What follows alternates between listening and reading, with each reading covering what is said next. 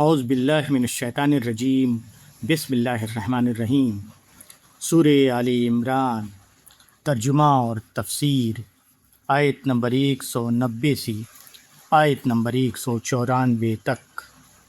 ان آیات میں اللہ تبارک و تعالیٰ نے آسمان اور زمین میں اللہ کی نشانیوں کا بیان کیا ہے۔ اس کے ساتھ ہی ساتھ اللہ تبارک و تعالیٰ نے رب سے مغفرت اور جنت کی دعا سکھائی ہے، اور اس کے علاوہ اللہ کی نشانیوں میں غور و فکر کرنے کی تلقین کی ہے۔ ان فی خلق السماوات والارض واختلاف اللیل والنہار لآیات لأولی الالباب الذین یذکرون اللہ قیاما وقعودا وعلی جنوبہم وَيَتَفَكَّرُونَ فِي خَلْقِ السَّمَاوَاتِ وَالْأَرْضِ رَبَّنَا مَا خَلَقْتَ هَذَا بَاطِلًا سُبْحَانَكَ فَقِنَا عَذَابَ النَّارِ رَبَّنَا إِنَّكَ مَن تُدْخِلِ النَّارَ فَقَدْ أَخْزَيْتَهُ وَمَا لِلظَّالِمِينَ مِنْ أَنصَارٍ رَبَّنَا إِنَّنَا سَمِعْنَا مُنَادِيًا يُنَادِي لِلْإِيمَانِ أَنْ آمِنُوا بِرَبِّكُمْ فَآمَنَّا ربنا فاغفر لنا ذنوبنا وکفر عنا سیئاتنا وتوفنا مع الابرار ربنا وآتنا ما وعدتنا على رسلك ولا تخزنا يوم القيامة انك لا تخلف الميعاد۔ سورہ آل عمران کے ان آیات کا ترجمہ ہے: آسمانوں اور زمین کی پیدائش میں اور رات دن کی باری باری آنے میں عقل والوں کے لیے بہت نشانیاں ہیں۔ جو کھڑے اور بیٹھے اور اپنی کروٹوں پر اللہ کو یاد کرتے ہیں اور آسمانوں اور زمین کی پیدائش میں غور کرتے رہتے ہیں، وہ کہہ اٹھتے ہیں: اے ہمارے رب، تو نے یہ سب بے مقصد نہیں بنایا، تو پاک ہے، بس ہم کو آگ کے عذاب سے بچا۔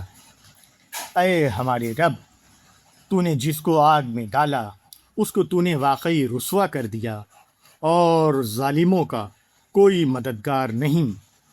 اے ہمارے رب، ہم نے ایک پکارنے والے کو سنا جو ایمان کی طرف پکار رہا تھا کہ اپنے رب پر ایمان لاؤ، پس ہم ایمان لائے۔ اے ہمارے رب، ہمارے گناہوں کو بخش دے اور ہماری برائیوں کو ہم سے دور کر دے، اور ہمارا خاتمہ نیک لوگوں کے ساتھ کر۔ اے ہمارے رب، تو نے جو وعدے اپنے رسولوں کی معرفت ہم سے کیے ہیں ان کو ہمارے ساتھ پورا کر، اور قیامت کے دن ہم کو رسوائی میں نہ ڈال۔ بے شک تو اپنے وعدے کے خلاف کرنے والا نہیں ہے۔ سورہ آل عمران کے ان آیات کی تفسیر ہے: کائنات اپنے پورے وجود کے ساتھ ایک خاموش اعلان ہے۔ آدمی جب اپنے کان اور آنکھ سے مصنوعی پردوں کو ہٹاتا ہے تو وہ اس خاموش اعلان کو ہر طرف سننے اور دیکھنے لگتا ہے۔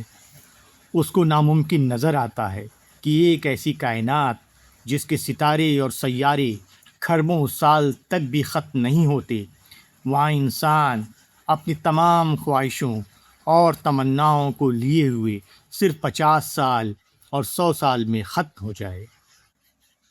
ایک ایسی دنیا جہاں درختوں کا حسن اور پھلوں کی لطافت ہے، جہاں ہوا اور پانی اور سورج جیسی بے شمار بامانی چیزوں کا اہتمام کیا گیا ہے، وہاں انسان کے لیے حزن اور غم کے سوا کوئی انجام نہ ہو۔ پھر یہ بھی اس کو ناممکن نظر آتا ہے کہ ایک ایسی دنیا جہاں یہ اتھاہ امکان رکھا گیا ہے کہ یہاں ایک چھوٹا سا بیج زمین میں ڈالا جائے تو اس کے اندر سے ہرے بھرے درخت کی ایک پوری کائنات نکل آئے، وہاں آدمی نیکی کی زندگی اختیار کر کے بھی اس کا کوئی پھل نہ پاتا ہو۔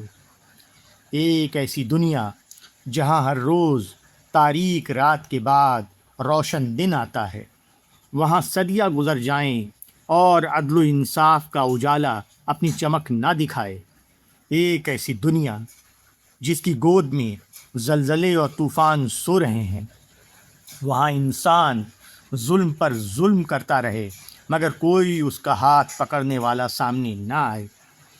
جو لوگ حقیقتوں میں جیتے ہیں اور گہرائیوں میں اتر کر سوچتے ہیں، ان کے لیے ناقابل یقین ہو جاتا ہے کہ ایک بامانی کائنات بے معنی انجام پر ختم ہو جائے۔ وہ جان لیتے ہیں کہ حق کا داعی جو پیغام دے رہا ہے وہ نطق کی زبان میں اس بات کا اعلان ہے جو خاموش زبان میں ساری کائنات میں نشر ہو رہا ہے۔